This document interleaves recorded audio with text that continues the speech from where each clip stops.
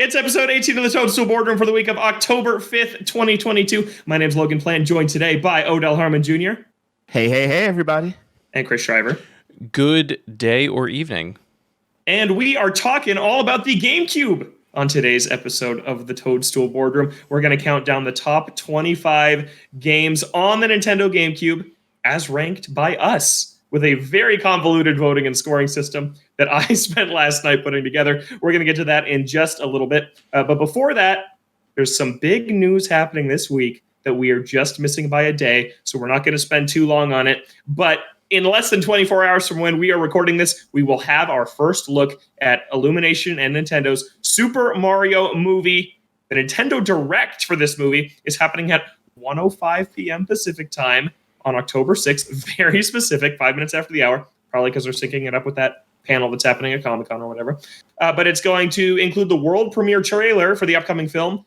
No game information will be included. We got our first poster for the movie, which you guys are very excited about. I'm a little less excited about it. And yeah, we're a day away. So real quick, let's do 10-second impressions on this poster since this is going to be outdated pretty quick. Chris, what do you think? I'm blown away by the amount of detail that they managed to cram into one image. Felix from Nintendo Life has a video where he dissects everything that he's able to find, and he said he was recording for like a half hour, just like going on about different items in it. If the movie is indicative of that level of detail, I think there's going to be a lot for long-time Nintendo fans to enjoy. It's just whether or not the movie is actually good. Mm-hmm. Yep. Odell? The poster looks amazing. I want the next Mario game to look like this. I want the next Mario game to look like this.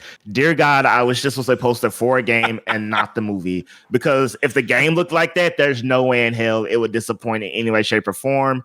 And like the rest of the world, I'm waiting to see what Chris Pratt sounds like because his voice will indeed make or break this movie. I have two quick takes about this poster reveal. One, I am very happy that a Toad dressed like Captain Toad, except for the headlamp, is featured guiding Mario on the poster. He's got the little backpack with the little camp roll and a little lantern attached. Super cute. I love that there's something to differentiate what I presume is going to be the main Toad. Although then it hit me, what if Keegan-Michael Key voices every Toad? All of them? All Toads kind of sound the same. Yeah. So what if he's just everyone? So that's something I'm curious to see about. Number two, I've been wondering for weeks what Nintendo thinks of this movie. Right? I've been wondering, are they happy with it behind the scenes? Are they not? We know they have their new Nintendo Pictures Studio. Just got a new logo on a website today. Only in Japan right now, but that is kind of launching off the ground. Them putting the Nintendo Direct branding on the trailer reveal, maybe it was some sort of done deal before they saw what this movie looked like. But to me, that feels like the Nintendo stamp of approval in this thing. I think if they are not happy with how this thing is turning out and they kind of want to disassociate it from them as far as they possibly can with it still being a Super Mario movie, I think this trailer just drops on Universal's account and Illumination's account and like Nintendo of America retweets it. But the fact that it is a Nintendo Direct to me just a little bit tells me that Nintendo is a little happier with this thing than maybe we've been worried that they are. But that's my only take. We'll see the trailer tomorrow. I don't like how Mario looks. I don't like the leaked image of Mario either. I think it looks weird. But yeah. Your brain will adjust. Maybe. You will submit well, I don't modern Mario. I've seen him as an 8-bit sprite, 16-bit, blocky 64, all the way to HD, and I've never seen Mario before. I've seen Paper Mario RPG. He has looked so different in so many different iterations. And I've never been like, I don't like that. This I see, I don't really like it. So real quick, what do you not like about it? I don't honestly, before it became an internet meme, I didn't like his pants and his butt. I think it just doesn't really look like Mario. They need to give him an ass. Like, what is that? The man is known for jumping and has no butt. It makes no sense. That's not just for like the meme. I actually saw that. I'm like, that doesn't look like Mario to me. No. Like it just looks weird. And then I saw his face through a leak that may or may not be real. Definitely probably is. Don't really probably like the gloves. You know what the giveaway is? The gloves are like identical to the ones in the poster. Yeah, but excited to see the trailer. We will talk more about that and maybe Nintendo Pictures next week. Up next, one more thing before we get to our top 25 GameCube list, which will be the bulk of this episode. We said we were going to answer our first listener questions here on this episode of The Boardroom. I'd like a name for this segment. I'm terrible at naming things. I didn't name this show. I've never named like any of my shows ever. I want a name for this segment, something to do with Nintendo or The Boardroom. I'm not sure. If Odell, Chris, you have anything that jumps out at you, right away chime in. But this is our, as of now, unnamed Toadstool Boardroom listener question segment. And first, let's start off with a comment that someone left on YouTube of last week's episode when we were talking about Super Mario Brothers 5.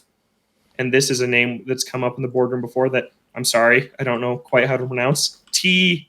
Barja? I'm not sure. Let us know. Write in. How do we pronounce your name for future episodes? toadstoolboardroom@gmail.com.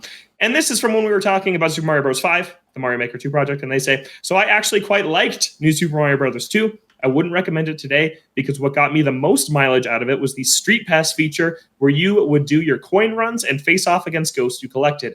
I had a fair number of mystery coin run rivals at university in the day. As a single-player experience, though, yeah, it's catered to that speed coin run idea rather than a game to strictly go solo.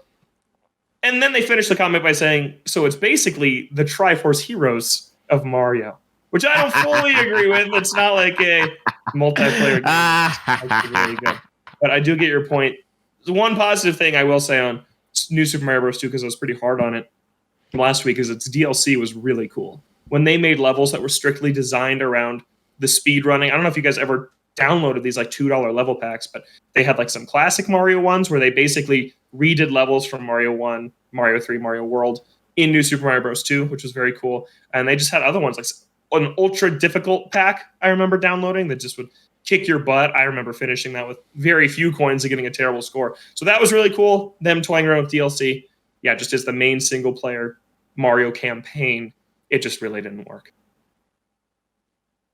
Chris, you said you played the DLC? I did play. I remember playing the DLC. I don't remember my opinion on it. That was a game that, like, I remember burning through pretty quickly. And I mean, the whole thing with that game was the fact that you were able to collect like an absurd amount of coins, and you know you had basically an infinite number of lives because of that. Like that mechanic alone just like kind of broke the game a little bit. And then on top of it, they gave you the Tanuki suit. I played that game in college while I was very involved in lots of things. And I remember just being like, cool, I can't beat the level, Tanuki suit, and I'm done. And I really didn't stick around with that one for very long. But it also, like, we had seen every other new Super Mario Brothers game at that point. And I was just kind of burnt out on that type of game by 2012 or whenever it came out. I think it was 2012. Nice job. Thank you. Yeah. Odell, anything on New Super Mario Bros. 2 before we move on? I don't like games that feel. I don't like full games that's realistically just a game mode and they're calling it a game. So I wasn't a fan. Like, you know, this is coin rush mode that's supposed to be tacked on another game, but now it's just the game. So like, I never bought it. Like a friend had it. I played it like once or twice. I was like, yeah, I get it. And that was enough for me. It's a fine platformer, but when you're talking about Mario games, it is definitely yeah. Like when you're stacking it against everything else in that catalog, like, nah, man. All right, thanks for leaving that comment though over on YouTube. Now to our inbox email, toadstoolboardroom@gmail.com. Cody asks, hardest question you'll ever get. It's our first question, so it currently is the hardest question we've ever gotten. So congrats on holding that for now. If you were Jumanji'd into a Legend of Zelda game, which would it be and why? So Jumanji'd meaning like sucked in to live in that game world like Jumanji with Dwayne "The Rock" Johnson. Here's the thing though, because this makes or breaks the answer. And we're unfortunately this person is not here. We have to make the decision ourselves. Are we Link or are we just a person in this world? In Jumanji, when you go in, they're the characters. You're of the the game. main character. Yeah, you're right. Okay. I think I'm looking at Jumanji 1996. Just FYI, that is my reference for Jumanji. I would like to, even if this isn't what they meant, I'd like to retool it and say we're just living in our version of Hyrule. Yes. Let's go. I'm an NPC in Hyrule.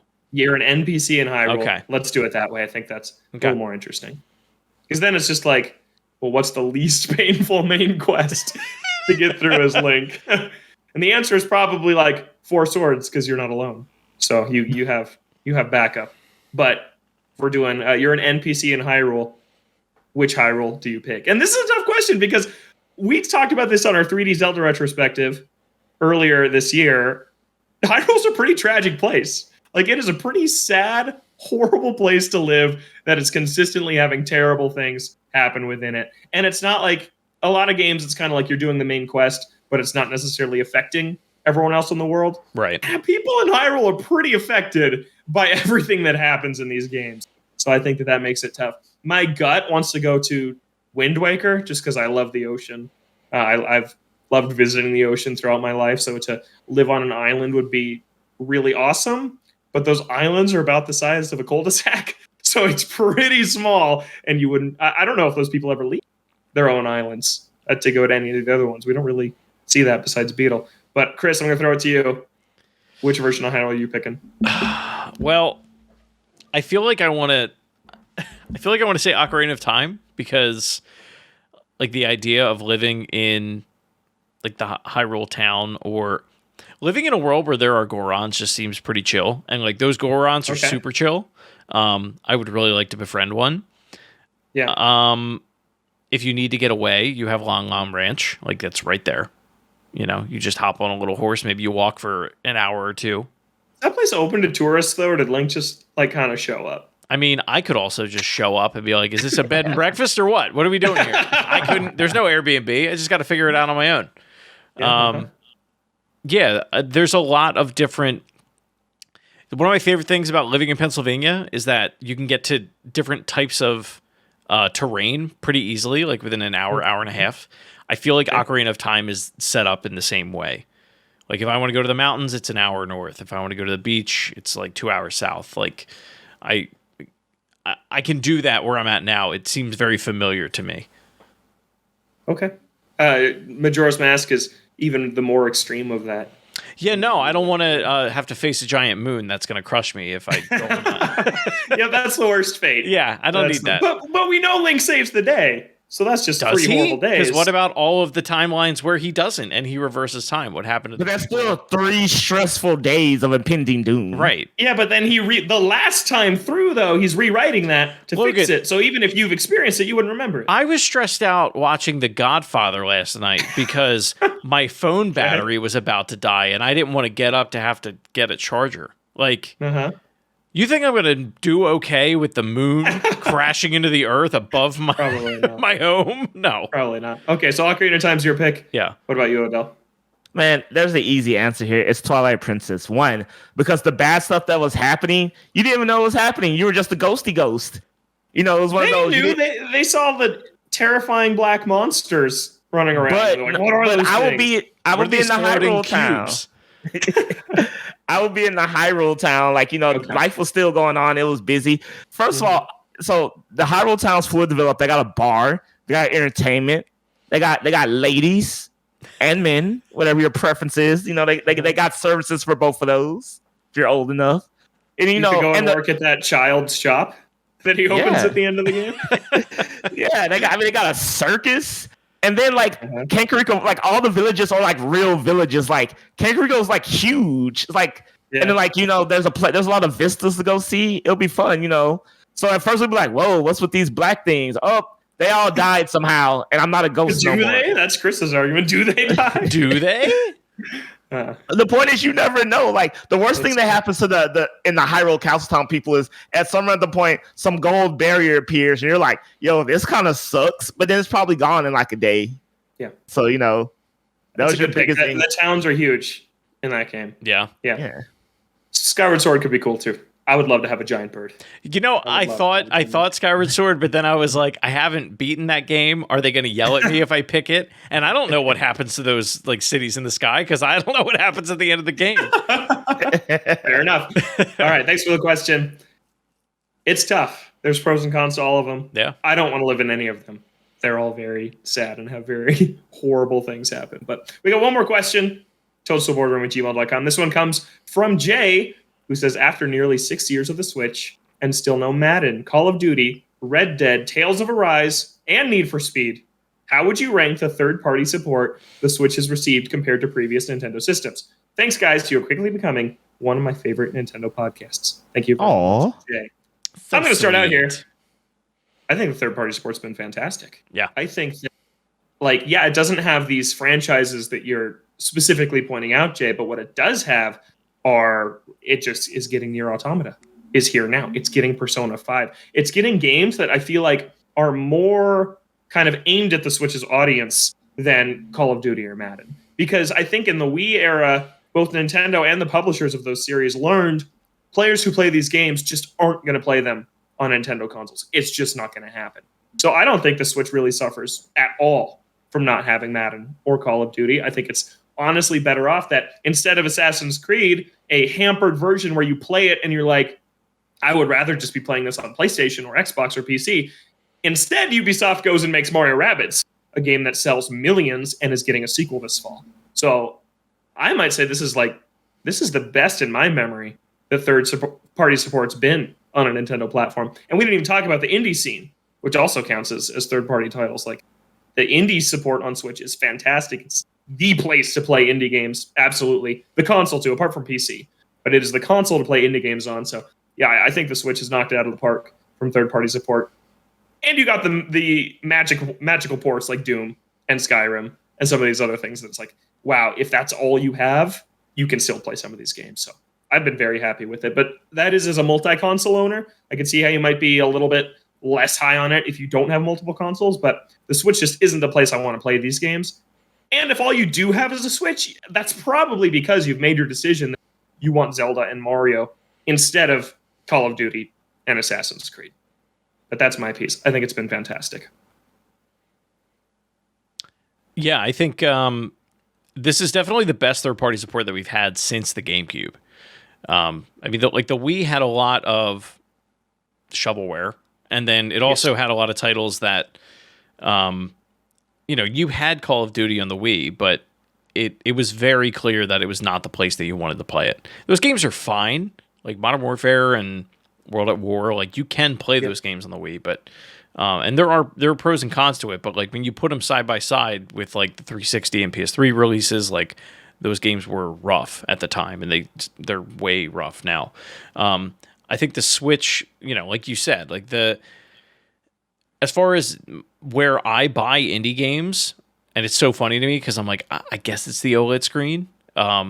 I still am buying them on the Switch. I'm still like, I have every major console. I have a gaming PC, and I have a Steam Deck, and I'm still buying all of my indie games on the Switch. They feel like they're at home there, and I don't know if it's because in my brain I'm like associating a lot of them with Super Nintendo and things of that nature.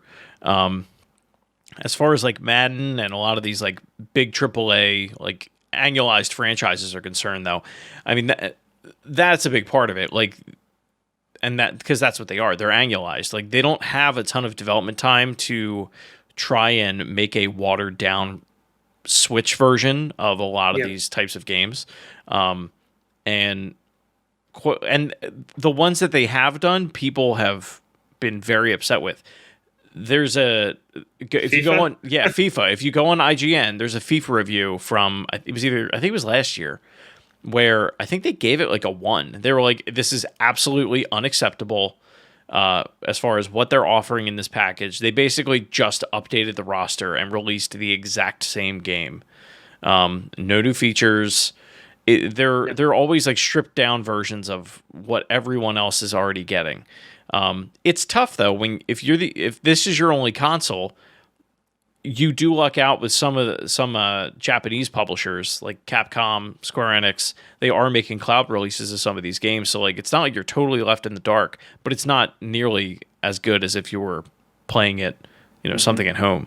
But that being said, I mean, like if you just look like the list of third-party games that came out on the Wii U, I mean, you had a few at launch, right? Mass Effect 3, Batman Arkham City. All like a year after they'd come out to the other platforms. Yeah, 2 other platforms. Late versions, yeah. Right. But they were big titles for sure.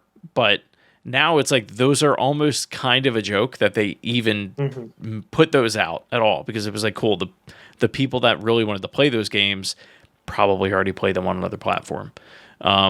Especially something like Mass Effect.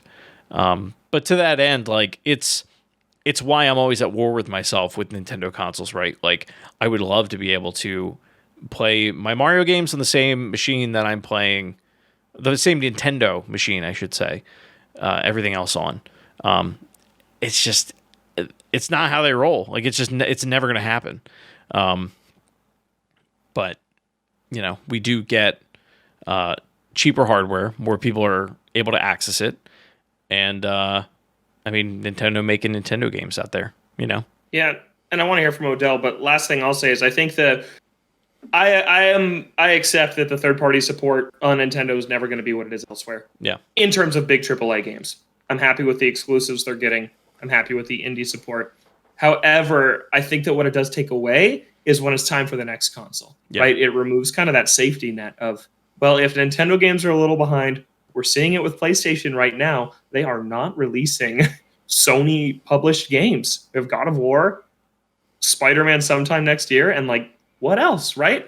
And if Nintendo falls into that problem at the start of a hardware cycle, we saw with the Wii U, the third-party support, what's there left of it just vanishes, and that's how a console fails. And it's like, so if they don't have these third-party relations to strengthen a lineup of a console, that's when it worries me. But I think that they're in a good enough place right now with their own software and their indies and the third-party relationships they do have, that's not going to happen again like Wii U. But Odell, I want to hear what you think of third-party lineup that's on Switch. It's surprisingly at A+ in like the weirdest, worst way possible. Yeah, from your facial expression, I was like, Odell's about to roll out and say, it's a C. I don't know what you guys are talking about. I'm glad to hear you say that. And what I mean that this is like, it's like the kid who never shows up to classes, but only for exam days, and somehow gets like an A+ in the class, but he's not cheating. He's just somehow making it happen. And that's what a Switch is. I've said this before. The second Nintendo goes, all right, our consoles are just as powerful as the Sony and the Xbox machine, Nintendo destroys the other two consoles, like literally obliterates them into dust. And what I mean by this is because, so we're getting these third-party supports and it's great, but it's also weird. Like when I saw, hey, Resident Evil 1 and 2 remake on the Switch, I'm like, there's no way. Resident Evil 7 Village, yeah, and 6 just on the Switch. I'm like, oh, we're doing this. Hey, when Doom did it, I was like, there's no way. Oh, it's actually doing it. All the Kingdom Hearts are there. I'm like, okay, I'm waiting for those it. Are all like, cloud versions, right? So there's a little asterisk on those games and some of the other ones. For me. But my thing the is, fact they put in the effort to do it. Yeah, and my thing is, they put in hard effort. I dare say it's much harder to go all like. If I'm Capcom, I can go, hey, we can just not have Resident Evil 2 remake on there, one of the greatest looking games ever and best remakes ever, and just call it a day. But they're like, no, we're gonna go through the hassle and do it. Means they want it there. To me, it's not like, hey, Nintendo asked us and they cut a great deal. It's like, no, us, Capcom, we want our stuff there. When I saw Ori and the Blind Forest on Switch, I was like, oh my God, and Will of the Wisp, and they got a collector's edition on the Switch. Not like they released, I was like, wow, like it's blowing my mind the length and the effort companies are going to be on the Switch. And I'm just like, bro, that has to be such a hard thing to do, to optimize your game that's running, 4K 60 FPS to be decent on the Switch. I don't know what the technical hoops you got to jump through, but it has to be a lot. And I'm just like, man, like I promise you, if Nintendo just had a machine that was just good enough, like, it doesn't have to be PS5, but just good enough. I see Activision and just like even Rockstar just be like, our games are coming to Switch. They're coming to Switch. Hell, we'll have Switch exclusive material to be on the Switch. Well, we'll see about Activision. They're owned now, but oh yeah, you're right. I forgot about that whole acquisition thing. So I'm like, it's almost like it's like what's the term when you fail the right way, when you failed the task successfully. Okay. There it is. Yeah. They have failed the task successfully when it comes to third-party support. Like, the Switch is just such a great, unique machine that third parties were just kind of like, you know what? We'll make it happen. I'm waiting for the next, I wouldn't be surprised. For example, during our live stream when we were watching the Nintendo Direct, I literally thought for a split second Final Fantasy VII Remake was coming to the Switch. Because just as where we were, I was just like, I don't know how it's gonna blow up. Like Crisis Core. is coming to the Switch. I'm glad that PSP remake is coming here this December. I'm excited about that. Sonic Frontiers is going to run at a lower fidelity, but it's here too. So and I'm just like, hey man, I'm not going to play these games on the Switch, but hey, more power to it. Same. All right, we got to move on here to our big segment, top 25 GameCube games. But thank you to those of you that sent in your questions to toadstoolboardroom@gmail.com. If you have a question, write us. We'll talk about anything, whether it's what-if scenarios, like the Zelda question, or a more in-depth question about Nintendo themselves. We'll talk about it. And if you have a name idea for this segment, what should we name our question segment? Let us know. Toadstool Boardroom. Quiet Robes Question Corner. What? Quiet Robes Question Corner. What? Is Quiet Robe the Metroid Dread character? Yes. That is... It's so obscure. I was gonna say, what about the Listening Stone? Isn't that what they're called? Or is it the Whispering Stone? What are those things from Zelda called? If you don't know, I don't think it's the right idea for... I have the conch. All right, here we go. It's time to talk about the top 25 GameCube games. This was kind of spurred by Chris's deep dive into eBay for GameCube titles. He's currently winning a Star Fox Adventures bid, even though he already won one earlier. I won it and I just canceled it. Oh, you can cancel? Oh, you're going to get some bad feedback on the eBay profile. Oh, well. Don't need it. Fair enough. So the GameCube has a great library. So here's what we did. We each sat down and ranked our own individual top 20 games on the system. This isn't just like Nintendo published. This is any game that came out on GameCube. Odell did have a collection on his list. I removed that one just because that was the only collection. So I took that one off. It was Sonic Mega Collection. Great game. I had it too. But I removed that one from consideration. And then after I got the top 20 list from both Odell and from Chris and myself, I scored them all with each other. There were bonus points for your top 5 games because I think a top 5 is kind of important. So there were higher point tiers for those. And then it scaled all the way down to your 20th game. There was also a bunch of tiebreakers in place. I love doing this kind of stuff. I won't bore you with all the details. I will say, like, Logan is such a baseball guy. Like, all the statistics that he was dropping in our Discord, I was just like grinning from ear to ear. I was like, he's such a dork. I love it. It's true. Yeah. So hit me up on Twitter if you want to hear more about this ranking.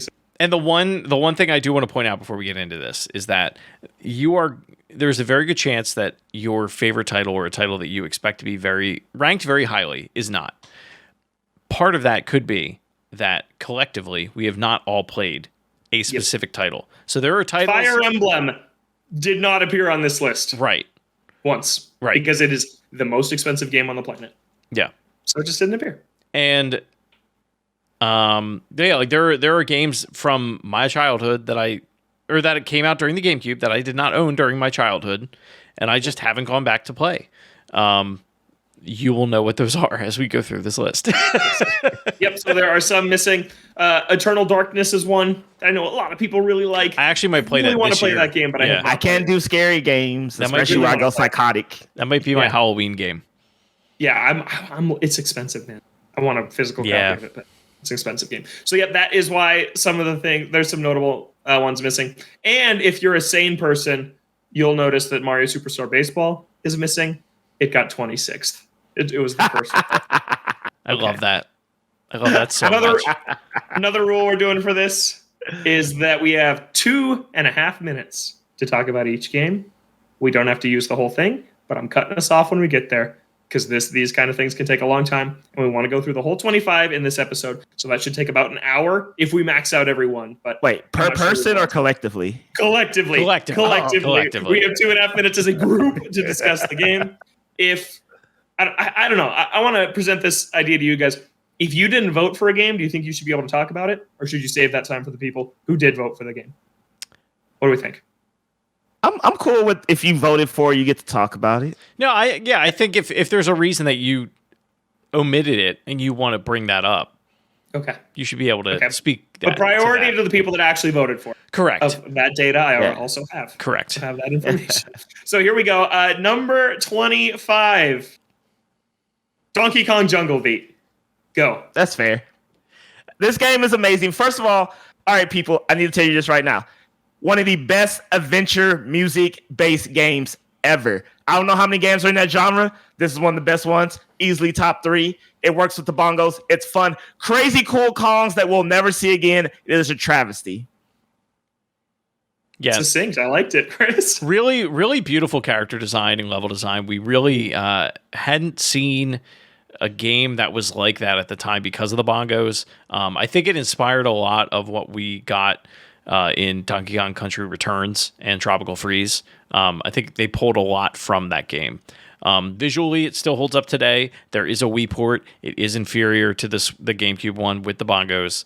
If you're ever planning on playing this game, bongos are cheap. You can get a pair of them for like $20. So definitely recommend this for sure if you're a Donkey Kong fan. Yeah, I played this one too. I didn't vote for it. You guys both did. It just missed my list. I really liked this game. In hindsight, I don't know why it's not called Donkey Kong Country Jungle Beat, because like you said, Chris, like it is a Donkey Kong Country game. Like, it really is. It doesn't have quite the same level of kind of hidden paths, exploration, collectibles, but it's still a 2D platformer. The art style is very similar to Returns and Tropical Freeze. And the most satisfying thing in the world, which they try to replicate in the Donkey Kong Country games, the modern ones, is mashing the bongos like 20 times when you're beating a boss. Yeah, is so awesome. It is a great game. If you live in an apartment, be considerate. It's loud as hell. When you're slapping those bongos, it is really, really loud. Nice job. 145 on our number 25. Our number 24, I was the only one to vote for this game. Sonic Adventure DX. This is the Dreamcast game that was ported to the GameCube. The first one, the director's cut. I think I said on this show before, I like Sonic Adventure more than Sonic Adventure 2. I think that's a very unpopular opinion. But Sonic Adventure 2 does not split up its campaigns, right? You have the heroes and the villains, and you play through with Sonic, Tails, and Knuckles. It's not your choice what order to do those levels. It's like, oh, now it's a Tails level. Now it's a Knuckles level. In Sonic Adventure, you can play the 6 main campaigns in any order, and you can pause one, go to the other, and finish it. And I just love that layout. I love the main city station at the start of the game. I love just some of the areas. And I think the Sonic levels are I think they're really good. I think this game still plays well today. I know a lot of people are like, oh, play Mario 64, then play Sonic Adventure. I have, and I like Sonic Adventure more. I'm not even kidding. I really still like the adventure games. Yes, there's that 3D Sonic jank, but for their first effort out, and especially where the series has gone since, I think Sonic Adventure is still a very fun 3D platform. I was the only one for it. Anything you guys want to pitch in? I love Sonic Adventure. I mean, it's forever a Dreamcast game in my mind, so it never registers as a GameCube game. Like, I know it's there, but like going through, I wouldn't even consider it. But yeah, I mean, Sonic Adventure is a great game. Like, I'm with you on that. That one may be better than 2 because I love Adventure Fields. I love them. I hate that they have never returned. So that's why I'm kind of looking forward to Sonic Frontiers. But yeah, I ain't got a problem with that. Yeah. Interesting. I didn't know that's what you guys thought. Because I only ever played these games on the GameCube. I have a Dreamcast and I have Sonic Adventure, but I bought those as a collector's item 5 years ago. So yeah, I think of these as GameCube games, even though I know they're not original. I did play this on the GameCube, but I played the heck out of it on Dreamcast. I have my Chow on my VMU. Like, that's where, that's where it lives in my heart, is on the Dreamcast for sure. I didn't play through this game until college. Actually. Oh, wow. I'm a lifelong Sonic fan, and this is one of the ones I just missed. I played Heroes. I played all the garbage, right? I played Shadow, Unleashed. Heroes is a good game, which is great. Heroes is not a good game. That's a conversation for another. What goes up must come down. If my feet don't touch the ground. Big. What I was gonna say. I got 10 seconds left. Big the Fishing. Dreaded it my whole life. It's not that bad. Big the Cat Fishing. Oh yeah, is not terrible. No. It's fine. All right, that's it. You can get a story in like 30 minutes. Yeah, it's really quick. Yeah, his is not short. Super annoying. Yeah. Number 23 on our top 25 GameCube list. Only Mr. Chris Driver voted for Metroid Prime 2 Echoes. Go, Chris. Really? Wow. Okay. I really don't have a lot to say about this game because I don't remember a lot of it. I just remember really loving it. And honestly, I'm probably one of the only people in the world that played a lot of the multiplayer with. I had 4. Really? I had split screen. Wow. Yeah, I had 3 other friends in middle school that we would go to this kid Ian's house and we would play Metroid Prime Echoes multiplayer. It wasn't Halo, but it was like we all really liked Metroid Prime and we were like all super into it. looking back, I think if I played it now, I'd be like, this is garbage. Yeah. But Definitely. I remember really enjoying this game for sure. I am looking forward to replaying it on the Steam Deck. I do have Prime Hack installed. It has dual analog controls. I'm interested to see if it holds up. But no, I remember really being into this game for sure. I gotta say this, for all these Elden Ring Souls people out here, they should play Metroid Prime 2 because it is a very difficult game and very long game. It is not bad by any measures, but you are in for a very long game. It is hard. Very hard. Yeah. Like, not impossible, but for like, since Soulsborne is all the rage, I'm like, if they remade Metroid Prime 2, all those people will be in love. It's a lot of patience in this game. I think that's what I like about it. Like, it almost reminds me of a stealth game in that, like, you just have to take your time. It's by no means a stealth game, but like going between those light and dark areas, you do have to. Your movements matter. You can't just run around. I have not played this game. I just bought it at Pink Gorilla in Seattle on GameCube. Hey. Beautiful copy. I'm excited to play it. Actually, to prepare for this show, I played a little Metroid Prime 1 because it's still not a game I finished. But yeah, Prime 2, just from what I know about it, I feel like it didn't age as favorably because of that light world, dark world, and that the dark world's just not all that fun to be in. And maybe if people replayed it, they would, like you said, Odell, be up for that challenge a little more. But I think that's kind of the element that makes it a little bit the underrated or the under talked about game in the Metroid Prime trilogy.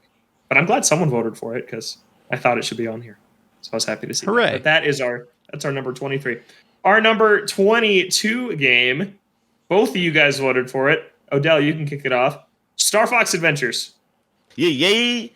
So this is one of those games where I'm like, Star Fox Adventures holds an interesting place to me. I don't think it's the best game. I don't think it's the worst game, but it is definitely a very fun game to play. And it is one of the few games I had to look in because I didn't have the internet, at least not like it exists today. Had to look in a paper magazine, learn something called the spoon trick, which we already talked about before, so I won't go into it, to beat a game. And that is like a game in memory, like just ingrained in my brain that I will never forget. And I will always have to thank that game for that. F that Raptor. F the strength of the test of strength or whatever. Fun game, cool characters. Sad that franchise never got to like live on as something else. This is a sci-fi Zelda game starring Star Fox. Like, this is one of the first GameCube games that when I was playing it, I would carry my GameCube between my parents' house and my aunt's house when we would go over for dinner, like a lunchbox. And I'd have all the cables and everything like in my backpack. So that's what the handle's for. Yeah. And I would go every time we go over every weekend. I would hook it up, go into her bedroom and hook it up to their TV. And I just fell in love with this game. Like, I remember being blown away by the visuals. Like I thought the dinosaurs were really cool. I thought the puzzles in it were really good. The way that it progresses, you progress through it. Obviously all the different terrains, but like it does do that Zelda thing where it gives you like, here's a new tool. And you're presented with like new challenges throughout that level. Here's how you use it. And then it's used throughout the rest of the game. I thought that game at the time, at least, had really, really good pacing. Tricky is super annoying, even more annoying today as an adult. But other than that, I like adored this game when I played it. How old were you when you played it? Oh man, when did it come out? Like 2003, 2002. 2003. I was probably I was like 9 or 10. I love to think of 9-year-old Chris Driver sitting in his aunt's bedroom, being like, "Man, this game just has really good pacing." Like that's what you're thinking about. Yeah, the art direction's incredible. Yeah, have you heard who composed this? I need to play this game. I own it. It's on my list. I just haven't done it yet. People hate this game because it's not Star Fox 64 2. And I watched the opening cutscene of Star Fox Assault today. It was the follow-up to 64, and they literally ripped off the opening cutscene. Even with its sequel, they didn't know how to move on. And then Star Fox Zero did the same. I don't want to get too into that. What I will say is the first level of Star Fox Assault absolutely rips. Okay. I will leave it I've there. heard the rest of the game doesn't. It's not on this list. Correct. That's why it's number not on the list. 21. What is number 21? Odell voted for this one on his own. I never heard of it. Tell us about Bomberman Generation. Yeah. Okay, so I'm a big Bomberman fan. I hate to see his decline or just obsoleteness in today's world. And Bomberman Generations is such a cute game. First of all, it's going on. It has the shell shaded Wind Waker graphics, and so that's super cute. Then it has narration and voice acting that's actually really good. And one of the first games I actually think where you could actually just turn on the Japanese voice acting, which I never heard of until then. But so there's these things called Kara bombs or bomb Uchu powers. I don't know. I'm probably baffling. So in this planet, right, you get little bomb up powers. Think of them like little Pokemon characters, and you can equip like 3 at a time, and they give you powers. Like there's a bomb jump power where you can now jump on your bombs and do double and triple jumps. And there's bomb Muchu powers, like there's little bomb characters. Then you can make like giant bomb lines, and you have to mix and match powers to get through the levels. And the game doesn't tell you like, bro, if you never get the bomb jump character, you'll never be able to beat half the levels. You just kind of got to figure it out.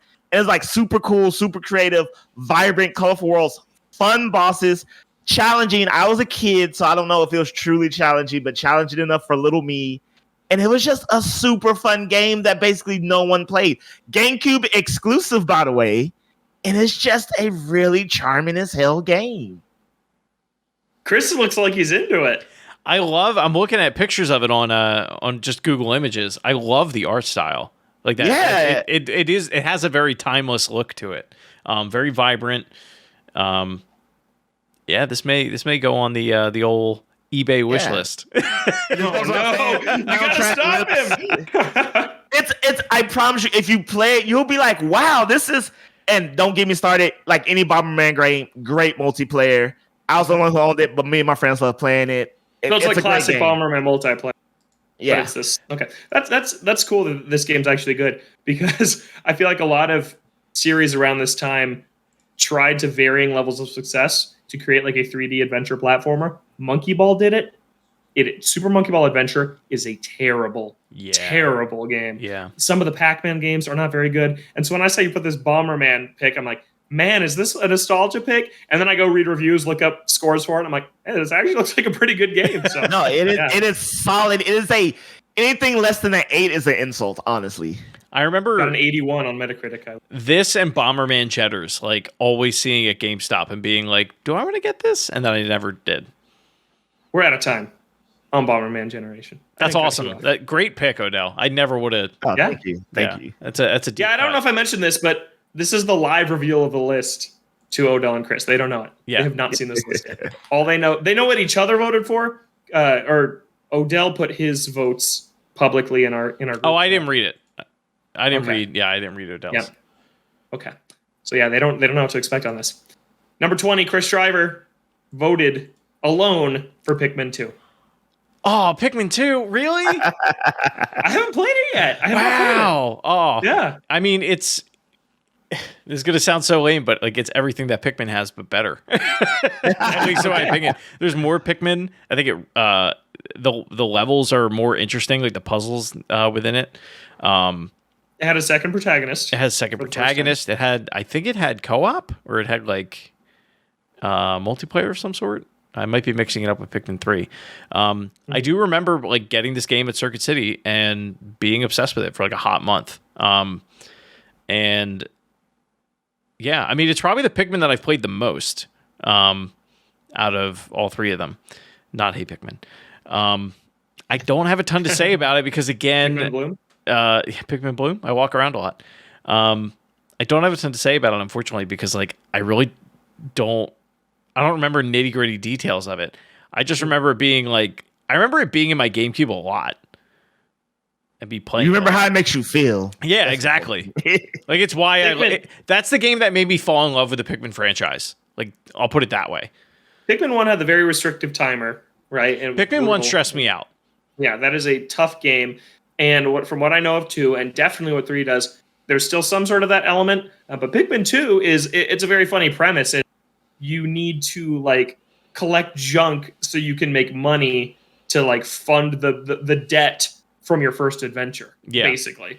And that's just a really funny concept. So what you're collecting, like bottle caps and batteries, right? Yeah, there's a big in this Duracell game. battery in the first level. Yeah, instead of like ship parts in the first one or fruit in the third one. That's kind of the second one's mechanic. And yeah, it has Olimar and Louie, a play on Mario and Luigi, which is still very funny to this day. Yep. And yeah, this is one on my list. I want to play it. I just know the main critic.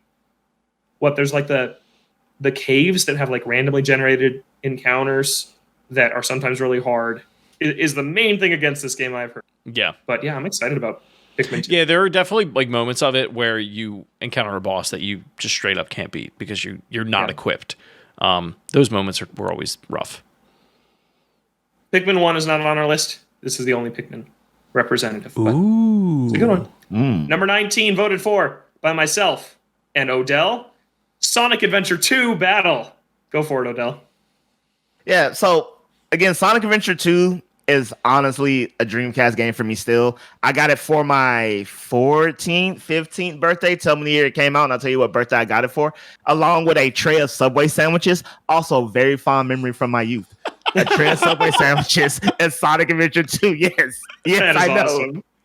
And I love the weird random association that like we get with like picking up this game or what happened when we beat this game. And that's one of the more random ones I've ever heard. Yeah, but this was probably the first remake of a game I've gotten in my life where I was like, I own this game and I got it for GameCube because everybody had it for GameCube and they had like the multiplayer stuff on GameCube. So yeah, I had it on GameCube. And like, so I've heard this. I've known this isn't a new thought, but people say Sonic Adventure 1 is a Dreamcast game and Sonic Adventure 2 is a GameCube game. I don't think that, but I definitely see where that comes from. And Sonic Adventure 2 is just a great game. Part 1 was great, and they made it even greater. Their first two outings were like knock it out the park good, and then I don't know what happened after that. Like Heroes was solid, and then it was just a disaster. I can't even say. That's how bad it was. I can't even form the word of 3D Sonic titles. It was a disaster. Yeah, I love Adventure 2 also.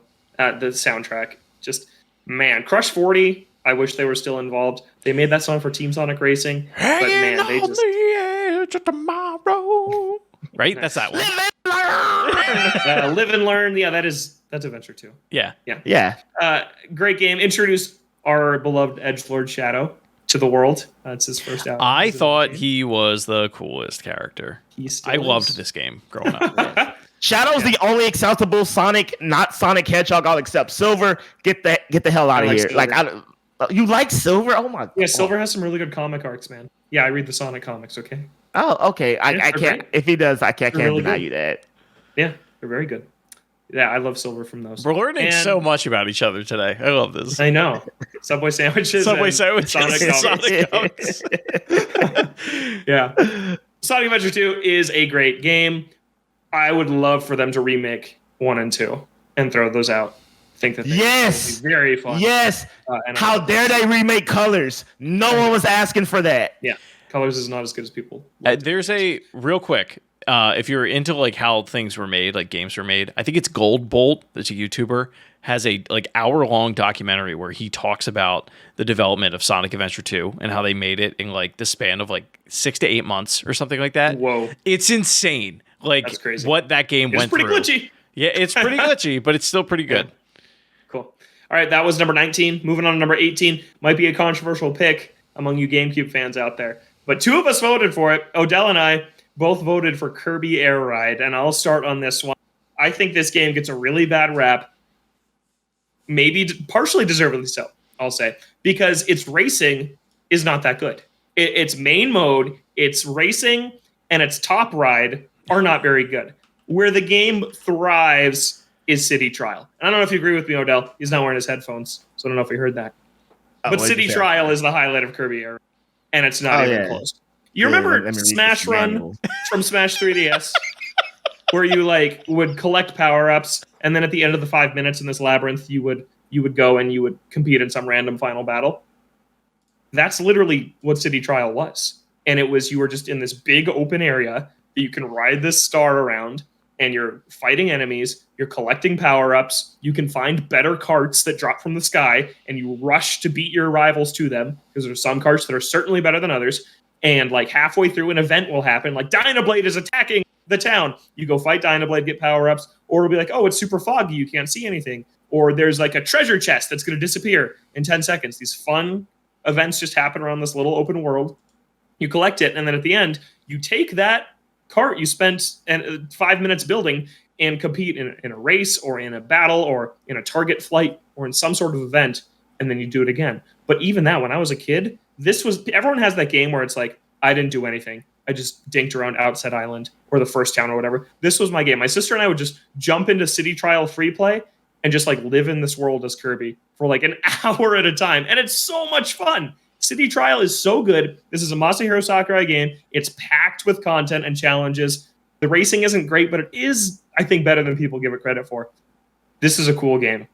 This is bizarre. Like, there's nothing else really like it in Kirby's catalog.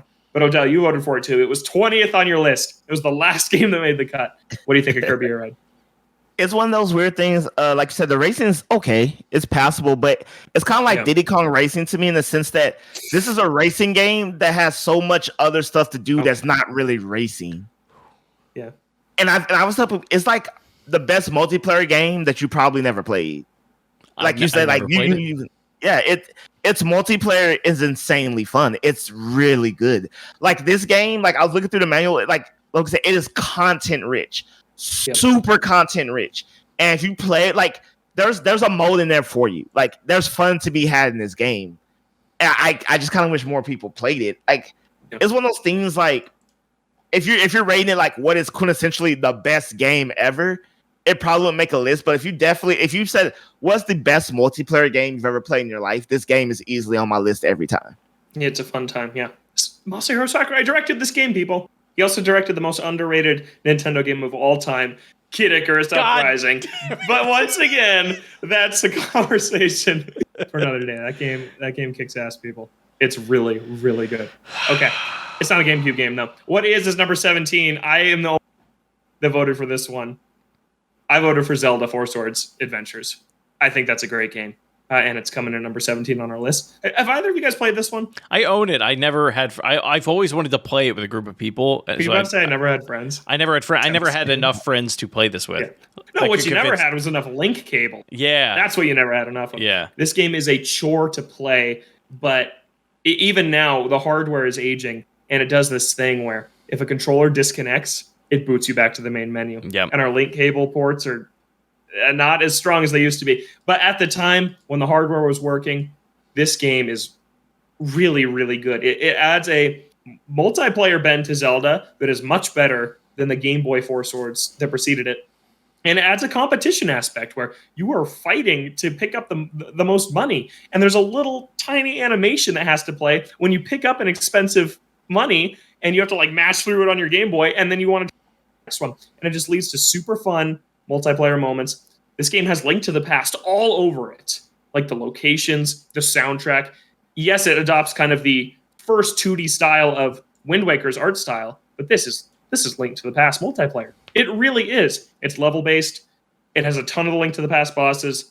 It's a really great game. It has the Tingle mini games where you can like ride horses in a horse race. There's this one that's basically like hammer tag. One player is a hammer. When you whack the other player, the hammer goes to them. And there's one where you are trying to herd the most cuckoos as possible and throw them in the nest. Like it's just really underrated. I know that in this case, it's like what we talked about with Mario earlier. People don't want multiplayer Zelda, but I really believe the two flagship times they've done it in this and in Triforce Heroes and even in Cadence of Hyrule and Hyrule Warriors, it's so fun every time to play something Zelda with your friends. And I think this game's really cool. And it has super cool puzzles to use for 4 people. It was even the Wii U before the Wii U, right? You walk into a house, and then the way that they solved, how do we show the house, but also show where the other players are, is you have to look at your freaking Game Boy to walk around the house. That's just so cool and so smart. And I remember how cool it felt when I was a kid. And looking back, I'm like, man, that's just genius. Honestly, it's just a really cool game. All of the Game Boy to GameCube iteration or like integrations that they had were just about all of them were really, really cool. I get that you needed a lot to be able to do it, but it felt so special being able to do that. Yeah. In a lot of these titles. Sorry, I used up all the time on that one. All good. I figured I was the only one who voted for it, so it was all right. Okay. Up next, Chris can take up all the time on our number 16, Mario Golf Toadstool Tour. Mario Golf Toadstool Tour. It's still the most, in my opinion at least, content-rich, feature-rich Mario Golf game that we have, that we will probably ever get at this point because Nintendo insists, or rather Camelot insists on making these subpar Mario Golf titles. Hey, only one. The 3DS one's good. The 3DS one's good, but it's not on console, and that's what I want. Okay. Honestly, what makes this game is it's the personality and it's the amount of content that you can unlock while you're playing through it. Every character has different animations and it was like really the first time that a lot of these characters have really been given a voice. They have different animations depending on how well or how poor you're doing. Ring shot mode, all the different levels and courses that you have throughout. You have the lava level. Your traditional like pipe levels, things like that. It was really like it felt like the first time that we had that in a Mario Golf game where it wasn't just like you're just hitting balls around a course. The graphics still hold up to this day. I think it's one of the best looking GameCube titles. And I don't know. I just love this game. This might be like one of my most played GameCube titles, period, like that I've ever owned. I consistently go back to it.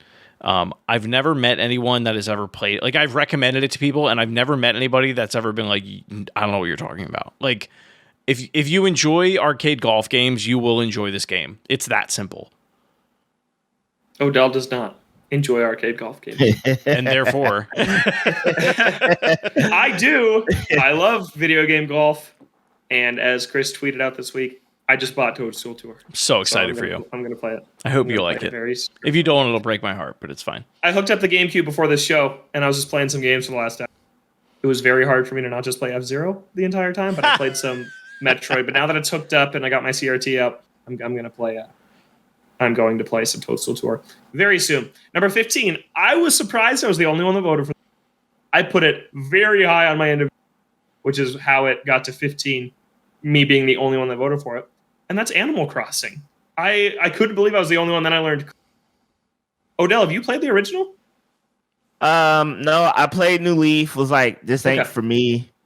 Okay, not an Animal Crossing guy at all. Yeah. Okay. Well, no, I played the crap ton out of New Horizons, but who didn't? Yeah, that's fair. Are you an Animal Crossing guy in general, Chris? First one I played was New Leaf, and then New Horizons was my next one. I never really understood the appeal before I had my own place. I didn't understand the appeal of like, I'm gonna get all this stuff and decorate and plant and like, you know, I was playing like shooty games on 360 up until that point. I love Animal Crossing. More specifically, I love the original Animal Crossing on GameCube. It is still my favorite one in the series to this day. There was some time I thought New Horizons would pass it, but that one had some shortcomings in just its content. It just lacked a lot of what I loved so much about the original.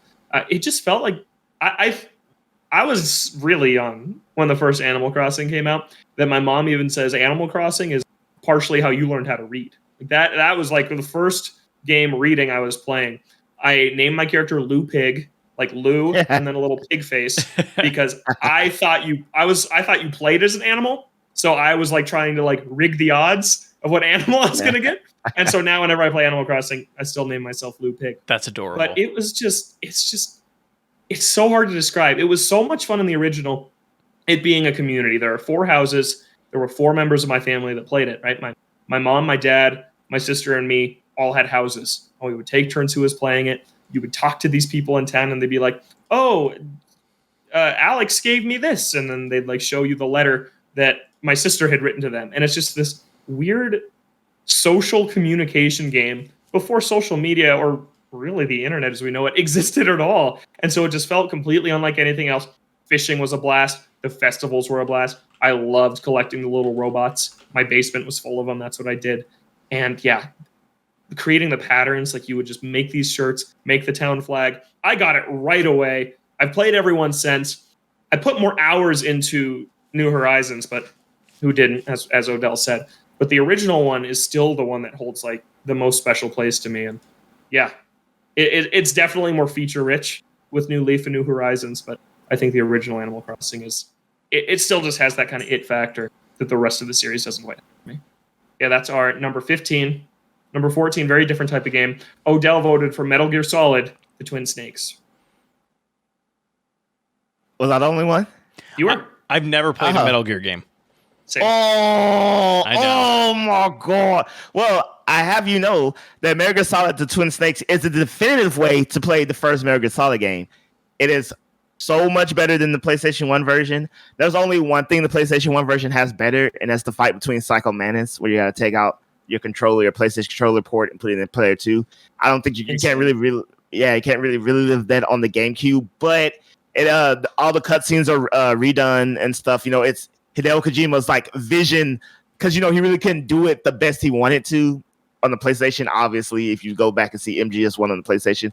But I mean, Metal Gear Solid is one of my favorite series. This is a great GameCube exclusive. Asterisk. I don't know if it still is. It is at this point. Oh, okay. Yep. Yeah, and so I mean, if you've never been introduced to the crazy world of MGS, it's a great starting point. It's a great game on its own. Being the first one, you know, you can like play it and just stop and be done with the series. So yeah, I mean, play it. It's great. Lalo. Developed by Silicon Knights, same director or team as Eternal Darkness, who handled the Metal Gear remake. R.I.P. Silicon Knights. Fun GameCube fact for you. We've reached the halfway point. Number 13. All of us had this on our list. We'll let Chris kick it off. That's Luigi's Mansion. Mario. Luigi's Mansion, launch title for the GameCube. Really, the showcase for what the graphics were going to be for this console and what this console was capable of. When it came out, a lot of people were not too hot on it. I never understood why, as a 9-year-old boy. My brother, who was 6 years older than me, was going to dunk on it. But man, I love Luigi's Mansion. The attention to detail with like everything that you can interact in this game is still mind-boggling to this day. I think the bosses are really, really cool that you play throughout or have to fight throughout. They all, and you can kind of like infer like your own little like story around why they are the way they are, which is kind of cool. Like it kind of leaves it open to interpretation. And it was the first time that like Mario was really in peril. It was the first time that somebody had to go save him. The introduction of EGAD and all the gadgets that came after. He is so underused. I know. Like, get that guy in Mario Kart. I know. Like, come on. And the Game Boy Horror, you know, that was your little map system. There were just so many little touches of like, hey, here's every little like nod or like tip of the hat that we can give to Nintendo fans throughout this experience. It's just such a charming game. And if you're a Ghostbusters fan, like what more? It's the best Ghostbusters game that we've ever had. It's better than the one that they put out in like, you know, 2009 or whatever it was. I'd say Luigi's Mansion 3 is the best Ghostbusters game. Well, sure. Odell, what do you think of Luigi's Mansion? Great launch title. Like Chris said, you know, just going off, we say, you know, great with the showcase what the GameCube and stuff do. I remember at first I was a little turned off, but as I got older and could understand games more, I grew to really appreciate it because it's really hard to make a new IP and new game mechanics that feels fresh and fun and executed well. That's just really hard to do in games. Like to be like, here's a new concept completely never done before, more or less, and it works. And I think one of the only few shortcomings of Luigi's Mansion 3 is actually incredibly short. I feel like once that game gets going, you're just really jiving with it. The adventure's over, and you're just left wanting more. I mean, it has some replay value. Like I got like a crappy mansion the first time. I wanted like, you know, the fancy mansion, so I went back and replayed it. But yeah, like I always tell people, the worst thing I can say about that game is that I just wanted more. It just wasn't long enough. Like I feel like it needed like one more wing of the mansion, one more boss just to get it over that hump. But yeah, just great game all around. And Luigi's Mansion 3, like, oh, I'm glad it happened. Luigi's Mansion's like the weirdest game. It is just so weird, but I love it. It's very Nintendo. I love that Luigi's characterization. He's the perfect fit for being the scaredy cat in this mansion, and that is largely carried on. Like his personality. Yeah, you have the Super Mario Brothers Super Show. You had these other things where he's kind of the weird brother you don't really get, but his characterization in Luigi's, I feel like, is what is carried through the post GameCube era for him. And it still looks great. That's true with basically all these games. GameCube games still look really good. I love the art direction on GameCube. It runs laps around the Wii. Like the game, it's like kind of nauseating how much better it looks than Wii games. Yeah, it's crazy. And like N64 look very blocky. They're a little timeless though, but some are not. And then GameCube is like, yeah, you nailed it. And then Wii is like, I never want to look at you again, ever. Yeah, you guys know I don't really like the Wii. All right, we went a little over on that one. We all voted for it. Number 12. You guys both picked this one. I've not played it. Extremely expensive these days. Beautiful Joe is number 12. Chris thought it was going to be something else. I did. Go ahead, Odell. Beautiful Joe. Really great game. Really great outing with new IP from Capcom. It's a shame he's not in Smash. I don't know what the hell's been going on with that, but this is a funny story because like for the longest time I never beat this game because this game is stupid hard. Like stupid hard. It took me until I was an adult.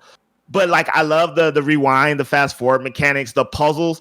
Like the puzzles and the fights and what you have to do is extremely creative. I mean, it's not a game made by Nintendo, but it feels like it should be because just the level of creativity and detail that went into that. There's also some crazy twists that will not spoil, like about like the final boss and where the story goes. It's wild. It's honestly a great game. I know it was ported to like PlayStation and Xbox at some point, but honestly, GameCube is where you're meant to play this game. Capcom 5. Mm-hmm. Yeah. No, I mean it was incredibly unique for its time. I think it's still unique. It's kind of insane to me that this game went multi-platform and we haven't really seen it since. I think the last time we've seen Beautiful Joe was in Marvel vs. Capcom 3. I could be wrong about that. Whoa. Which that was a while ago. 2011. Yeah. A long time ago. It was when Jess and I met.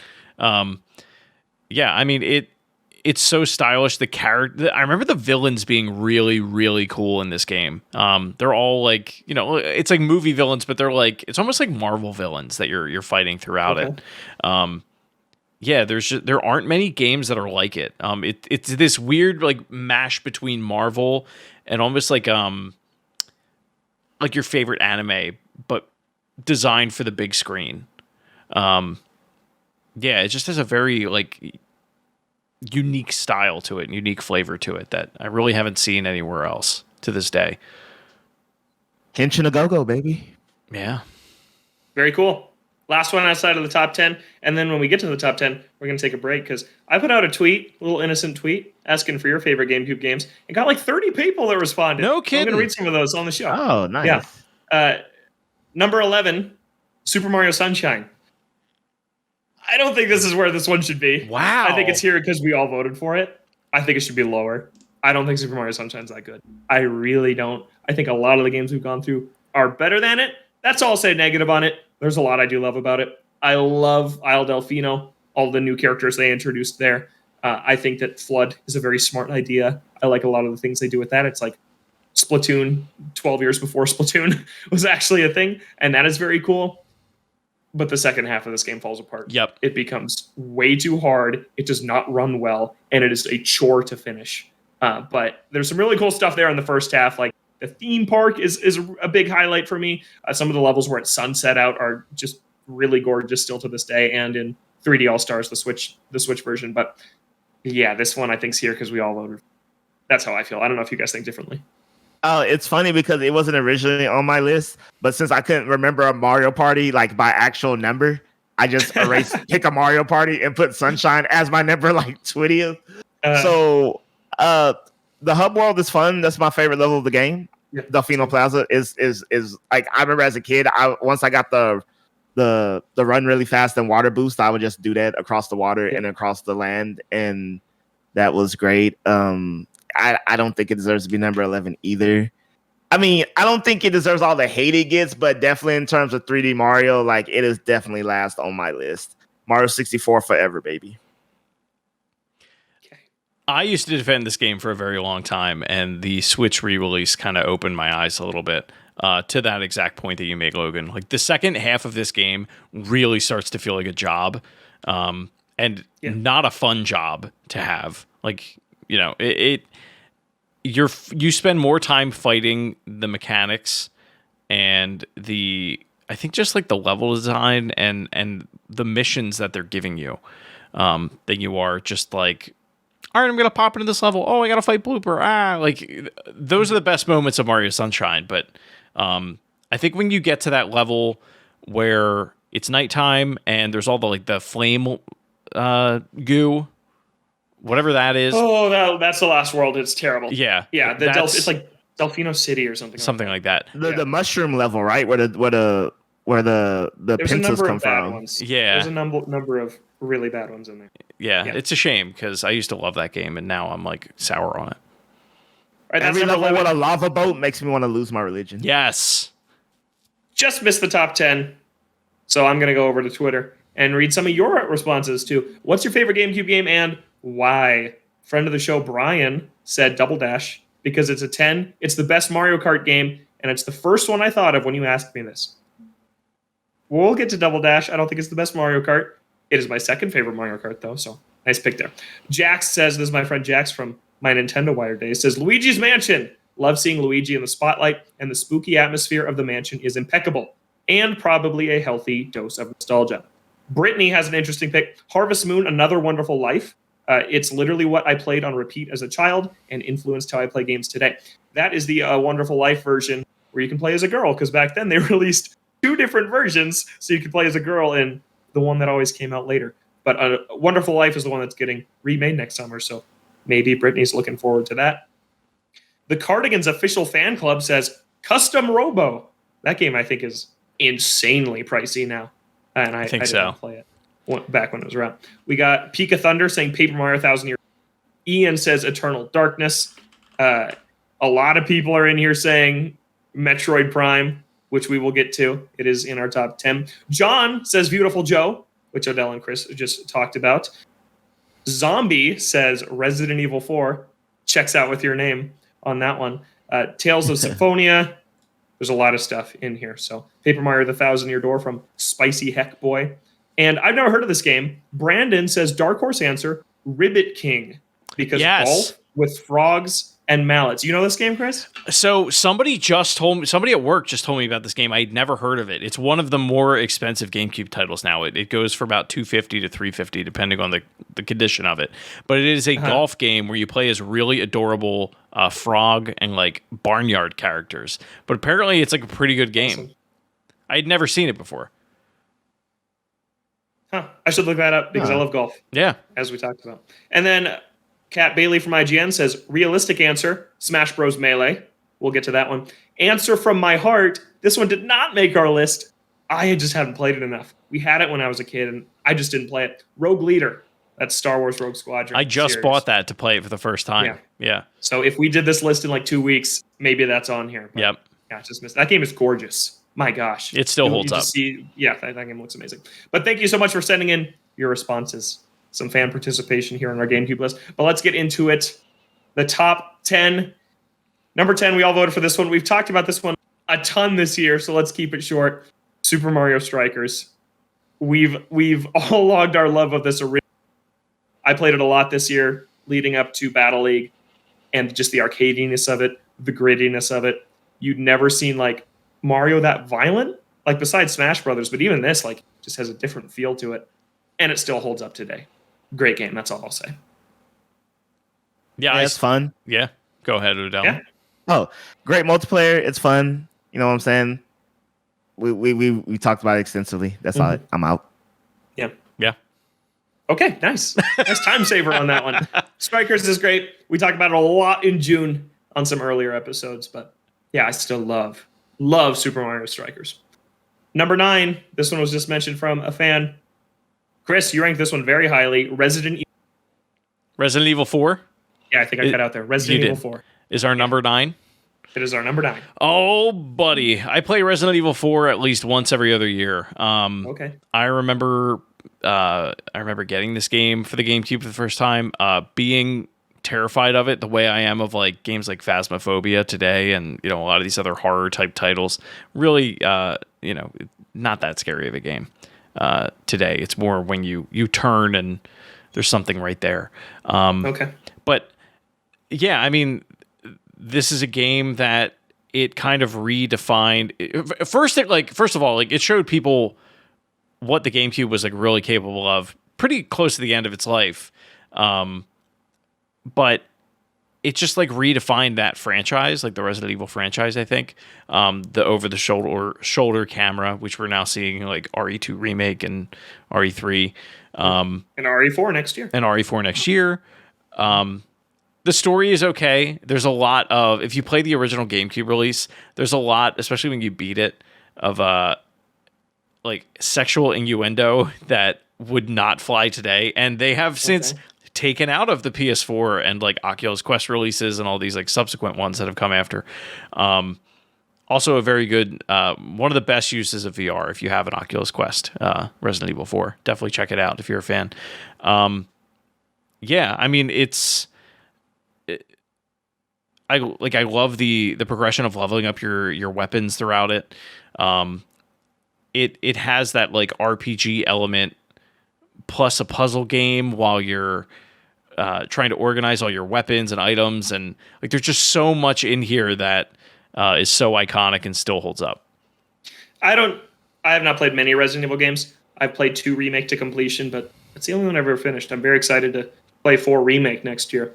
But from my understanding of the series, this is kind of where they hit the sweet spot between like kind of horror and action. Yeah. And they went the wrong way after this one. Yes. Too deep into the action. You go back to 4, and that's like what 2 remake and 3 remake are doing now seems to be like what Resident Evil 4 was. Exactly. At the time. Yeah, like 5 does go a little too into shooty boom boom territory, and then 6 is just so off the rails. Like it's yeah, don't play 6. All right. Right on the clock, 2.5 minutes. Nice job. Number 8, a game very near and dear to my heart. Chris also voted for it. That's F-Zero GX. Oh boy, I love this game. I rank this one number 2 on my personal GameCube list. I was talking to Chris about this the other day when we were playing Splatoon. I think about F-Zero GX pretty much every day of my life. I just think it is legitimately the coolest game Nintendo's ever. This game is just unbelievably good. I can't even believe it's a Nintendo game. I know Sega developed it. The same team made my second and third favorite GameCube games. That's Amusement Vision, directed by Toshihiro Nagoshi, who was with RGG Studio making the Yakuza games. Now he's at his own studio with NetEase making some new IP. But anyways, he's the director of my 2 favorite GameCube games. F-Zero is just so good. And I cannot believe we've not gotten another console entry since this game. It is probably... Yeah, I'll say it's the greatest racing game ever made. Like it just is. It runs at smooth 60 FPS on the GameCube the whole time. Amazing. No, it does not drop. You will never see that game drop. It's miraculous. The course design is hard as heck. Like this is a game where when you cross the finish line in the 5th race of a Grand Prix, you legitimately like you throw your fist into the air and you feel the adrenaline because this game is hard as nails. It is so brutal, and you only have like 3 on the highest difficulty. You only have like 2 mistakes. Like if you fall off the course twice, game over. You have to start over, and that's what makes it so good. It's just like this risk reward. Risk your life to go faster, and your boost meter and your health meter coming from the same bar is just a stroke of design genius. Like, okay, can I afford to literally sacrifice my health to go faster right here? It's just perfect. The soundtrack is amazing. The art direction is outstanding. It's the best. It's like the best game ever. It might be my number 1. Actually, it honestly, and like I'm not even trying to be facetious. It like Banjo-Kazooie. Like I think it is one of the few instances where people have looked at it and been like, "We need to make another one of these." And then they've sat in a room and they've tried and they've been like, "We already made the perfect one. Like we can't make a better one." Yeah. I love this game to death. It is so good. Do yourself a favor and play it if you haven't, because it's the best racing game ever made. It is multiplayer. It's a palm sweaty game for sure. Like you gotta want to get amped up. Yeah, that's our number 7. Or sorry, our number 8.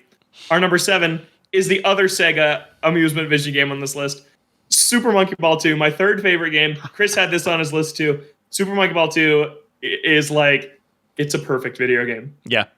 There's not many of them. This is one of them. It has a perfect difficulty curve. Anyone that plays games can be beginner.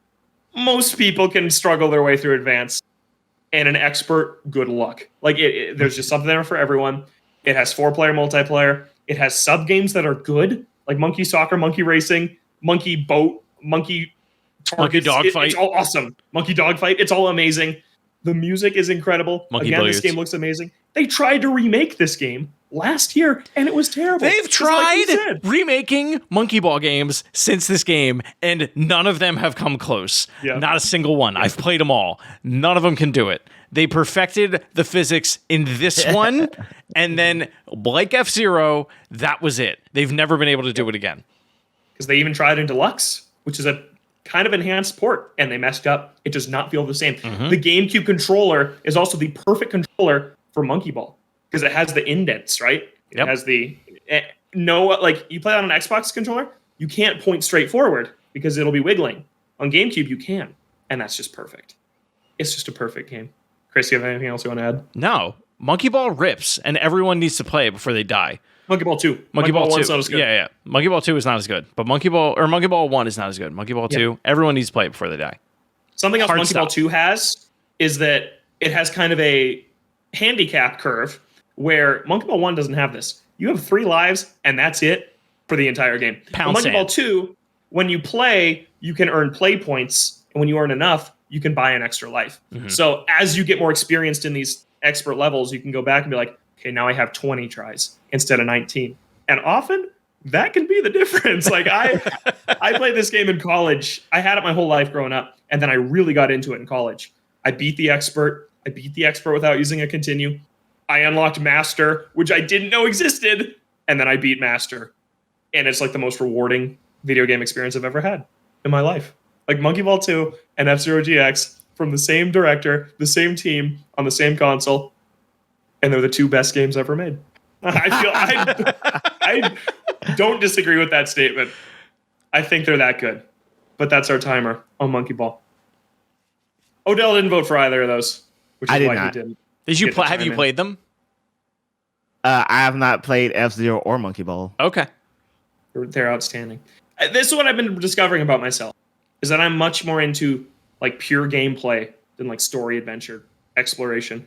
And like from pure gameplay, what does the game feel like in my hands? Like that F-Zero Monkey Ball. They're the best 2. Like it doesn't come close. Number 7 and 8 on this list. Number 6 is Mario Kart Double Dash. We all voted for this one.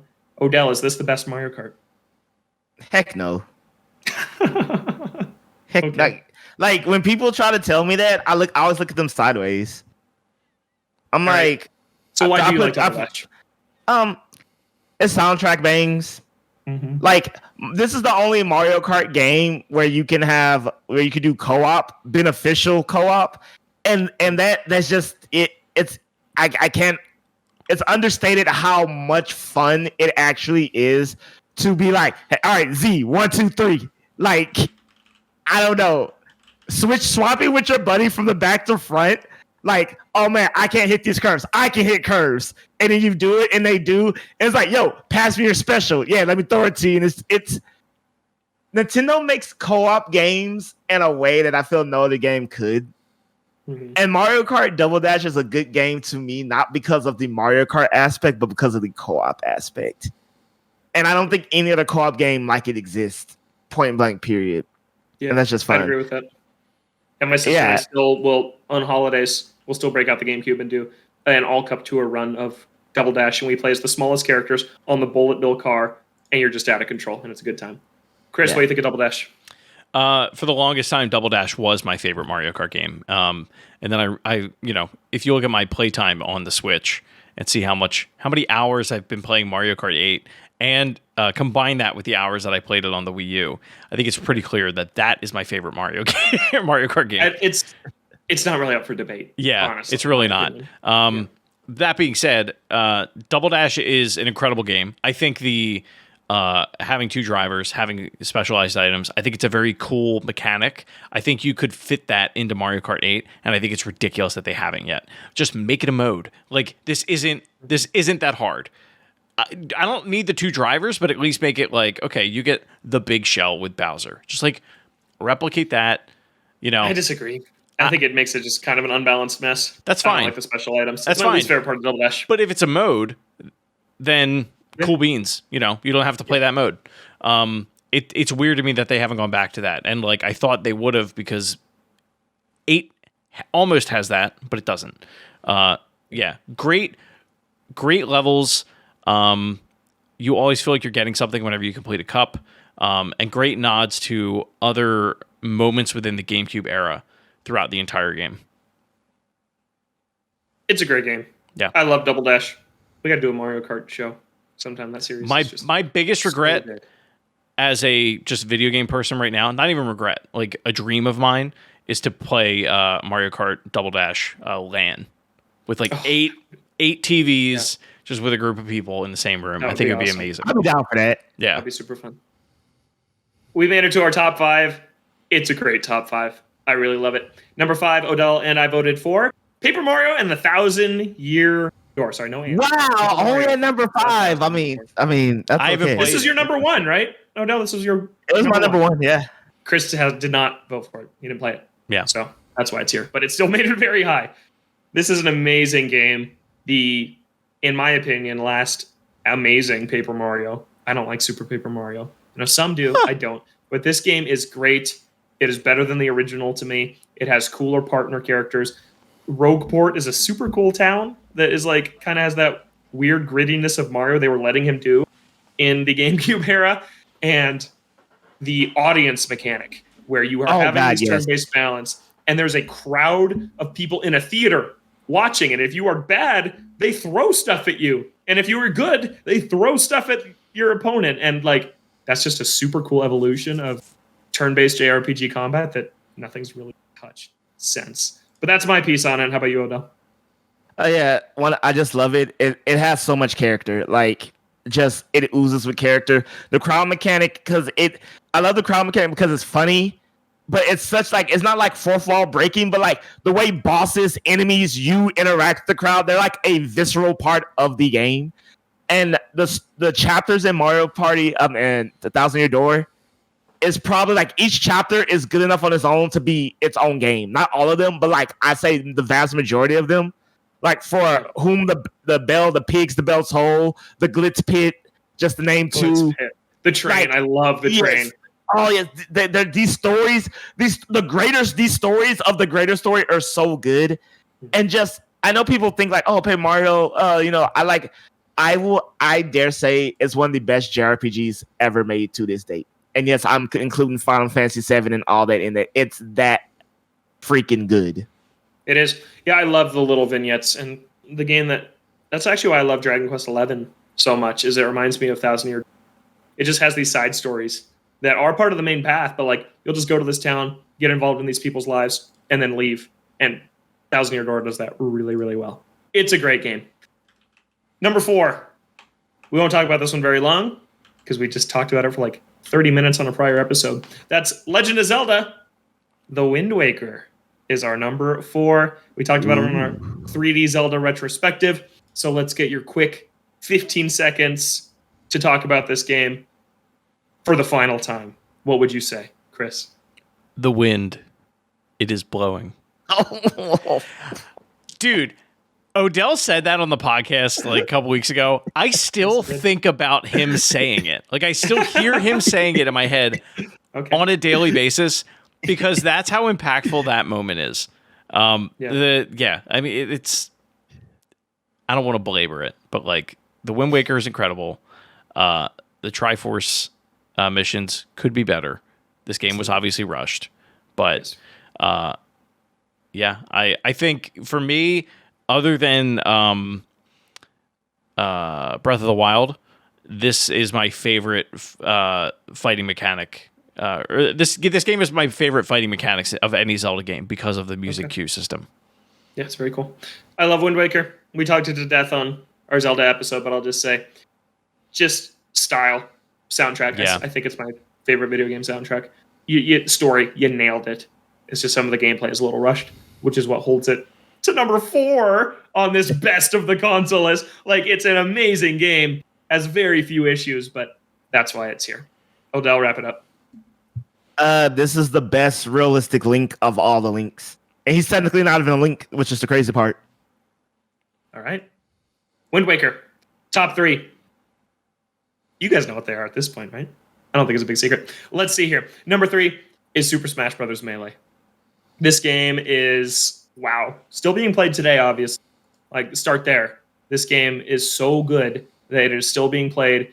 These just crazy people haul around their CRTs to these tournaments and play Melee. It survived the pandemic through Project Slippy, which is the online version of it. I'm not sure what Chris is showing. I'm blocking my CRT. My shame. No, I have one. I mean, they haul them around. Like, in college, I helped with some Melee tournaments, and they're like, "Hey, I'm gonna need you to bring your girlfriend's car that has the big trunk so we can move our CRTs." And I'm like, "Okay, I guess that's what we're doing." But Melee is just amazing. Like, the adventure mode is very cool.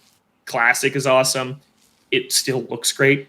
God, that thing is fast. You play Ultimate, and you're like, "This is about how fast Melee is." No, it's not even close when you pick up Melee. Nope. Not even close. It's an amazing game. Very unbalanced, right? Like, there's only like 6 viable characters, but super cool roster. The Master Hand glitch is awesome to play as Master Hand. All of it. Like, Smash 64 is okay, but this is, like, to me, where the series started. Like, this Melee is why Smash is as big as it is. Like, the game, it just endures. Yeah, I mean... No, it's one of those games. It's iconic. It's a game that defined a generation, and I mean that quite literally. Like, absolutely. No matter, you could have been a quote unquote PlayStation fanboy, you could have been an Xbox fanboy, you could have been a PC master race, but you played Melee. Like, that was just, it was a game of a generation. Like, in the same way that Halo 2 was, this game defined a lot of gamers, and it was a crazy, because this is probably the only fighting game to where even if you weren't a fighting game player or like fighting game, you still played, because it was somehow still a party game. Like, it birthed a genre that finally is being called, platform fighter, but it's still basically, hey, it's like Smash Brothers. I mean, it's iconic. It is what it is. I really don't think I can say anymore. It's one of the few games that I feel like people talk about, and it is with such like a deep respect that they talk about it. Like, when people talk about Melee, especially people that grew up playing Melee, like Odell and myself. Sorry, Logan. But, like... I grew up playing Melee. You did? Oh, okay. Oh, yeah. I didn't know if you were a ball kid. It was the first game I sat in the Target parking lot as like a 4-year-old as my mom called my dad on the phone asking if it was okay for them to buy me this Smash game. Because it was rated T. Yeah. And then they did. And then they bought it, and I've been a Smash fan for life. Yeah. Yeah. It was like the first game I remember actually getting at the store. That's awesome. Yeah. Yeah. No, I mean, everything you both have said at this point, but that mission mode, like having things to chase as somebody who, like, I always played it by myself until I didn't, but you wanted to play, like, you didn't always want to just play like against the computer. Like, you wanted to have something to chase. And I think that kind of goes for a lot of the games, not only on this list, but the games on the GameCube. Like, there was always something, if you were playing alone, for you to chase. I think Melee did that better than most games can even do it today, even if they are single player. Yeah. We ran over on this one. That's okay. We're in the top 3. But I'll just say, I miss this about all modern games. You didn't know who the heck you were going to unlock. Oh, my God. Like, when Mewtwo showed up, I lost my mind. Yeah. I couldn't believe it. And that's just not a thing anymore because of the internet. And it's like, you hear things in school. Like, I remember for Brawl, when I was in like 5th grade, people were like, "Did you know you can get Wind Waker Link in this game?" I was like, "No, you can't." And then you could, and it was just amazing. And or that's like, just not a thing anymore. You'd go to someone's house, and it was like, "Wait, who's this guy with the sword?" And they're like, "That's Roy." And you were like, "Who's Roy?" Like, I don't even know who that is. The mysterious man from Japan. Yeah. That's Melee. Melee rocks. Number 2, you guys both voted for this one. I did not, and it was high enough to get number 2, and that's Metroid Prime. Oh, man. Yeah. That means, there was a game that I was hoping for. Anyway, I'll talk about it at the end.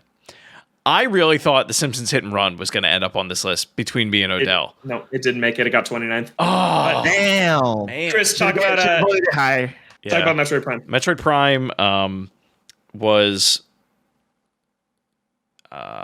revolutionary. Like it, and I feel like we really haven't had many games like it since. I feel like I've been saying that a lot this episode, but I think it's the truth. Like, it was a first person shooter that was an action adventure game, set in space with a style and tone, and like talk about a game that just sucked you in and never let go. Like it was so immersive, and it was so impressive for its time, because the only other game that was doing something similar to it was Halo, and that was the direct comparison to always make. But upon playing both of them, like everybody quickly realized like they were both very different. All it was like it was just that they were both sci-fi shooters, first person. Yeah. But like what a game. Going to the Chozo ruins, Phazon drifts. Like I can say Phazon drifts, and everyone immediately hears the music in their head. Like I'm immediately am cold and have goosebumps just thinking about it. Like the amount of hours that I spent in that game getting every single item that I could, unlocking, I think you could connect fusion to it. You get the fusion suit. Yeah, Came out on the same day, right? They did come out on the same day. I got my copy of Fusion through Snapple, through a raffle. Fun fact. Okay. Yeah. Yeah, I can't say enough good things about Metroid Prime. Like Odell, can you say enough good things, Odell? Oh yeah, I'm not the biggest fan of environmental storytelling, because I feel like no one does it as good as Metroid Prime has done it. Yeah, and I like people like, oh, because to me environmental storytelling is either so far in the environment you gotta like go through Wikipedia pages to get it, or it's just kind of like really just out of the way. Like it's not. But Metroid Prime, it's an essential part of the story. Like you have to understand what's going on in the background to literally beat the game. And it's done in such an ingenious way of like, oh, I don't want to scan everything in this room. And Metro Prime's making me want to be like, I want to scan everything. I want to scan this rock. I don't know why. I need to just know. And okay, I'm not gonna lie. Modern games now are all about immersion, right? Look, you can see your breath. Look how real it is. You can see like the hairs on this guy's arm. It's like, yeah, that's cool. Like 4K, ooh, la-di-da. And I'm like, Metro Prime's one of the few games again that gets this right. It's like, I can see Samus' breath in her visor, and that makes a just tangible difference. I can see the ligaments in her bone when I have the X-ray visor. I can see the emotion in her eyes during heavy moments for a split brief second. And there's just other little things like her gasping for air and just her grunts. And it's just like, oh my God. It's like, how did we get this so right and then never again? And it's a game of little and big details. It's like the big details hit, the small details hit. It's a great game. It's just like, and we've never done it again. We've never done it again. And I'm like, I don't like scary games. I don't like games where like you're isolated. But the sense, just the atmosphere of this game of being alone and figuring stuff out in a non-handheldy way is just unmatched. It's in any game. Find a game that you can compare this to, and it's better.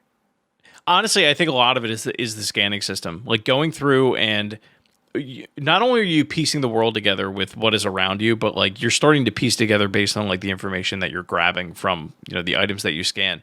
But it's done if you really take your time to play that game, like it does it in such a way where you do really start to feel like you. Not only are you completely alone, you are on this completely alien planet, but like all you have is like what this visor is telling you, and like you just kind of have to figure it out as you go. Like what happened here and what's going on and what am I getting myself into, or who am I fighting? I played this game for 10 minutes earlier today, and I was just like, this looks amazing. And I haven't finished it yet. I'm going to. I've been holding out for a remaster. I'm saying screw it. I'm playing the GameCube one. I think I gotta play this game. I think the remaster will come by the end of this year. I still I am holding on to that hope. Okay. I do want to point out two things. If you really want to play this game, if you are into PC gaming, you can check out Prime Hack. It gives you mouse and keyboard support. Because if you're unfamiliar, controlling in this game is a little weird. It only uses one stick if you're playing on GameCube. So that's an option. If you have a Steam Deck, you can do Prime Hack on there. It uses the Metroid Prime Trilogy release of the game. You can do it for all 3 of the games in the franchise. The other thing I want to point out is if you are into listening to video game soundtracks like I do during work pretty much every day, and you're on Spotify, look up Metroid Prime OST Remake. There's part 1 and part 2. The artist's name is Sezon, Sezon. Some of the remixes on this album, like, I was sitting at work just like getting chills and just be like, I went home the first night I listened to it and was like, I have to play Metroid Prime today. Like, and I did, and it was great. One of the best remixed albums I've ever heard in my life. That's Metroid Prime. Sorry, we got to move on. I got to get out of here. So we're going to our last game. Our number 1. You know what it is. It's The Legend of Zelda Twilight Princess. Topped our list. And it wasn't even really close. The largest gap on this list, in points-wise, is from 1 to 2. So you know, if you listen to our Zelda episode, we love Twilight Princess. So you can go listen to that for more. But I'll give my succinct thoughts here by just saying, at the time, it's not what people wanted from Zelda anymore. Right? People wanted Elder Scrolls from Zelda, and it just wasn't there yet. But now, looking back 15 years later, that game still is, to me, the perfection of that Link to the Past Ocarina of Time formula. I think no game did it better. I think that's the one, for me, at least. And I know for Odell, it just nailed it. It's just, I love the story in that game. The dungeons are huge. The bosses are just colossal. And the tone is just, it's just so good. I love that game. I will scream from the rooftops forever. This game's criminally underrated. It really is. People point to the opening. It's not that bad. People point to the wolf. You're not the wolf for that long. And everything else in this game is just awesome. It's just awesome. And it's our number 1 GameCube game. I didn't think it was going to shake out that way, but it did. Odell, your final thoughts on Twilight Princess? Yeah, like, just, you know, you said you took the words out of my mouth. I say this all the time. It's the best traditional formula Zelda. It just is. Like, it's not even close by, like, points wise between 1 and 2. I think it's criminally underrated. I'm not sure why people want to hate this game. Like, I really don't. Like, if you're a Zelda fan and you play this game, you're like, oh, this isn't it. I just don't see it. I'm thinking maybe that was the internet age where everyone's angsty and had a right to voice their opinion. And there was like a weird echo chamber of hate on this game. Mm-hmm. But, like, I feel like if this game got like a true remake, people be like, oh, yeah, I love it now because they fixed it. And I'm like, no, it's the same game. Even Twilight Princess, it probably looks prettier, is very good. People just didn't have a Wii U. Yeah. How about you, Chris? Anything to say on Twilight Princess before we get out of here? Not of any value that you guys haven't already said. Okay. How do you feel about it being our number 1? I'm a little surprised. I'm surprised that I'm not. I think you not having a strong opinion on Metroid Prime. Yeah, you know, that's what hinders that. I think, like, change. My heart of heart, I do think that is the game. Like, that is the one that has stood the test of time. But I've also played that more recently than Twilight Princess. And boot up Twilight Princess. I played Twilight Princess on the Wii. I played Twilight Princess on the Wii too, because I rated Wind Waker higher because it always was. It is. I just want to say, for the people at home, Twilight Princess was my number 1 because it still holds up to this day. Yeah. Like, and then Metroid Prime was number 2, only because it doesn't hold up as well currently as Thousand Year Door can. Like, Thousand Year Door is kind of timeless in, like, looks and gameplay. Versus, I still think the single stick is fine. I can make do with it, but I get, like, in today's world, that's just kind of like not gonna fly. It just takes a bit to get used to, and some people don't want to deal with it. That's our GameCube list. Our top 5 was Thousand Year Door, Wind Waker, Melee, Metroid Prime, and Twilight Princess. I'm sure a lot of you people aren't happy with the number 1 choice, but please play Twilight Princess. I wish it was on Switch. That one needs it. It's an outstanding game. I really like our list. I think it shaked out nicely. I think we're all represented pretty well on it. But that's going to do it here for us this week in the Toadstool Boardroom. You can find the show on Twitter at ToadstoolBR. Email us, toadstoolboardroom@gmail.com. What's your favorite GameCube game? If I didn't read your response on Twitter, send us an email. Let us know what you thought of this list. Send in your questions. Send in your name ideas for our question segment. You got a lot to do. between now and the next week. But for now, you can find Chris on Twitter at Shrives93. You can find Odell at Odell Harmon Jr. You can find myself at Logan J. Plant. Thank you so much for listening, and we'll be back next week with more right here in the Toadstool Boardroom.